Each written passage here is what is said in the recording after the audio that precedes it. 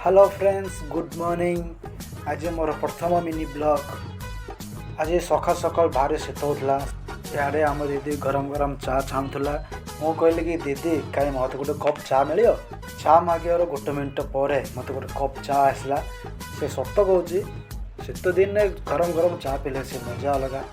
मुझे चा पी पू टे बाहर को देखला को मोर सांग मो पे वेट कर बंधु जाके गाधे पाए से मो वेट कर ताको मु कहली रो टिके मोर दाढ़ी टिके बोडला वाली अच्छी टिके ट्रिमिंग कर दू कि बोली कहला को मो सांग कहला कौन कौच रे तू मत रिक्वेस्ट नहीं ऑर्डर करे मु तो पे जीवन दे देवी आफ्टर टिके ट्रिमिंग कर पाइनी आने देखा एमती कोई ट्रिमिंग कर स्टार्ट कला अधा ट्रिमिंग है ना ट्रिमरटा हठात बंद है से देखी मोर सांग से ट्रिमिंग को बाहर पिटिला खातिर कौन है बोल मुझे देखला से भीतर चार्ज नहीं तापर से जाइए से ट्रिमर को चार्ज करला पाखापाखि गोटे 10 मिनट पर से चार्ज गोटे 10% है को आउ किसी अच्छे गोटे मिनट भी टाइम वेस्ट न करके ट्रिमिंग स्टार्ट कला अधा संपन्न कला मत से ट्रिमिंग कर ना कातर खाऊना जने मत मात्र बहुत कष्ट करला से फाइनाली मोर आउटपुट एमती